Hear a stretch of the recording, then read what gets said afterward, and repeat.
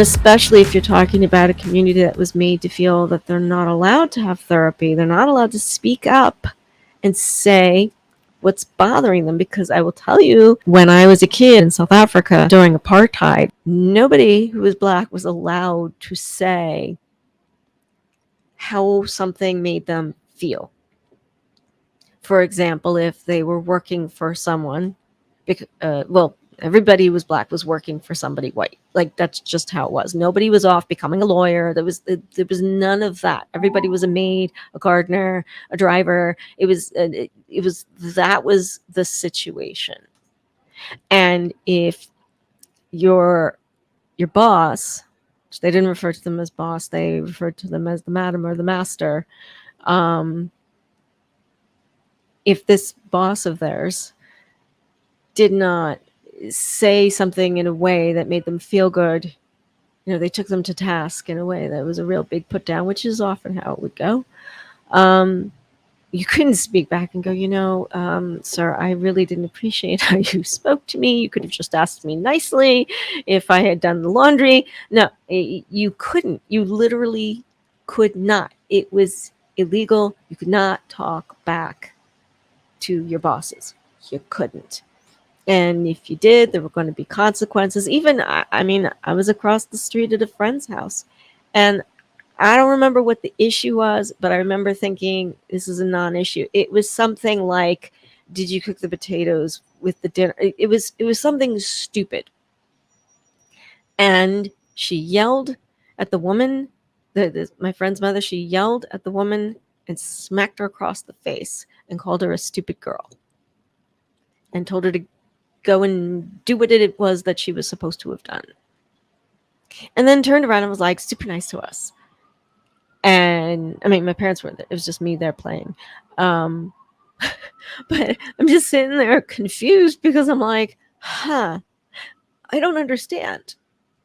I'm always told that I'm supposed to respect adults. Excuse me. But this adult wasn't behaving in a way that was respectful. I didn't understand it. It was really super confusing to me, and I didn't know what to do about it. Because I was very young, because I'm not allowed as a very young person to be disrespectful to adults. And to me, this adult was treating this other adult worse than a child is treated, worse than an animal is treated. So it was very confusing. So when you look at the pressure somebody has when they're in the limelight, they're dealing with a whole bunch of negative stereotypes. And how are they going to respond? Are they going to reinforce a negative stereotype? As someone with a disability, believe me, I think about that when I'm in public. Behind closed doors, I'm trying to think about it too.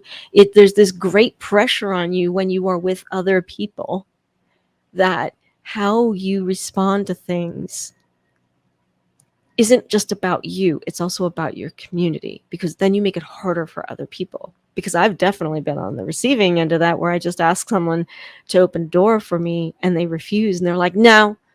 Last person that I offered to open the door for, they chewed me out and they were like, no, I could do it myself. Why are you treating me like a child? And I'm like, damn it, why did that person have to do that? Because some of us can't open the door.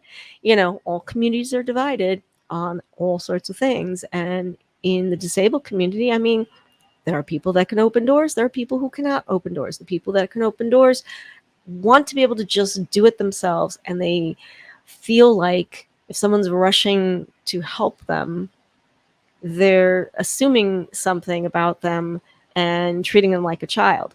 I understand that. I understand why they feel that way. I really do. But then there are other members of the community that cannot. And it's hard to ask for help. It gets a little confusing. Do you want people helping you, like offering to help you all the time and not like letting you, because sometimes you don't need help. And how are you expecting this stranger to know when to offer, not to offer? So the strangers are not wrong for offering help as far as I'm concerned. I do think to be a bit more delicate about it and not make it a big show, because sometimes people do that because they're trying to show off that they're doing a good deed.